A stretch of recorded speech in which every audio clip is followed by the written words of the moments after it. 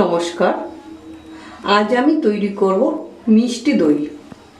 টক দই আমার দেওয়া আছে, ক্ষীর দইও দেওয়া আছে, মিষ্টি দইটা দেওয়া নেই।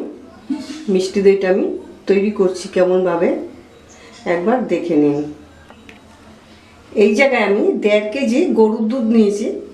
এইবার দুধটা আমি ভালো করে জাল দেব।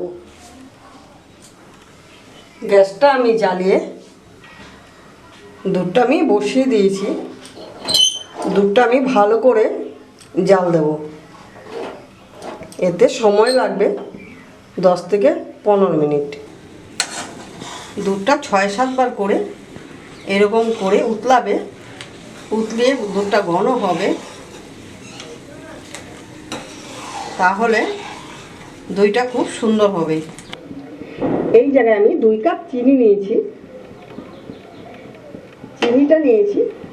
এবার চিনিটা দিয়ে আমি 2-3 মিনিট জাল করব। 1.5 কেজি দুধে আমি 2 কাপ চিনি নিয়েছি, মানে 250 গ্রাম চিনি আছে। এবার ভালো করে আমি 2-3 মিনিট দুধটা জাল করে নেব। মোটামুটি দুধটা আমার হয়ে আসছে। দুধ আমি উষ্ণ গরম করে হাঁড়িতে ডালবো।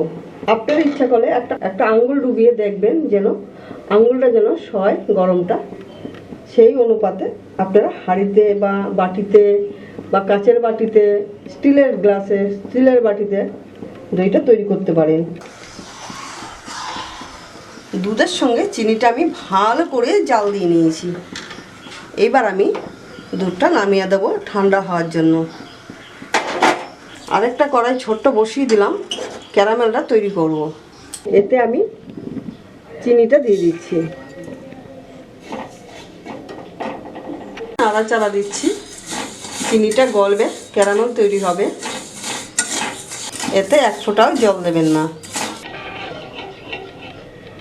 দেখুন কত সুন্দর কালার এসেছে, একদম পুরো সরষের তেলের মতন কালারটা এসেছে। এইবার আমি দুধে আস্তে আস্তে করে ঢেলে নেব।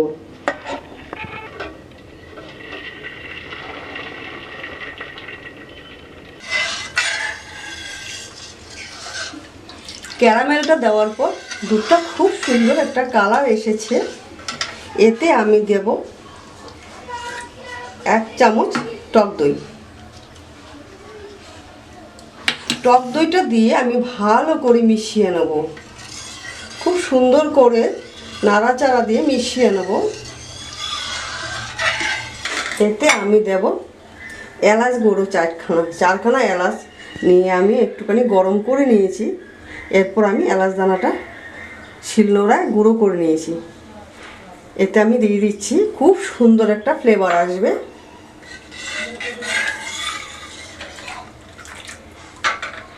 হাতটা চুবিয়ে দেখবেন, আঙ্গুল একটা ডুবিয়ে দেখবেন যে সহ্য হয়। যেমন সহ্য হবে তখনই আপনি একটা হাঁড়িতে বা বাটিতে ঢেলে দিতে পারেন। আমি একটু চেক করে দেখে নিলাম। উষ্ণ গরম অবস্থায় আমি একটা হাঁড়িতে ঢেলে দেব। একটা মাটির হাঁড়ি নিয়েছি। এই হাঁড়িটায় আমি দই পাতবো।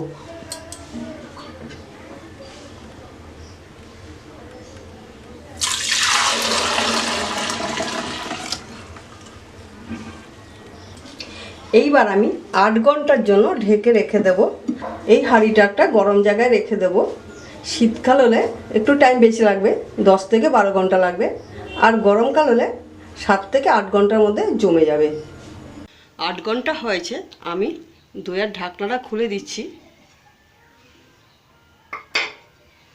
দইটা খুব সুন্দর বসেছে।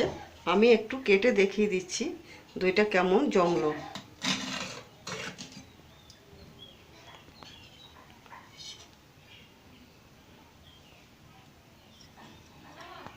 ঘরে পাতা পারফেক্ট দই। এটা তৈরি করে অবশ্যই খাবেন। আর আমার ভিডিওগুলো যদি আপনাদের ভালো লেগে থাকে, আমার চ্যানেলটাকে সাবস্ক্রাইব করবেন, লাইক করবেন, শেয়ার করবেন, কমেন্ট করবেন। আমি আবার নতুন নতুন রান্না নিয়ে হাজির হব। ভালো থাকবেন, সুস্থ থাকবেন। ধন্যবাদ।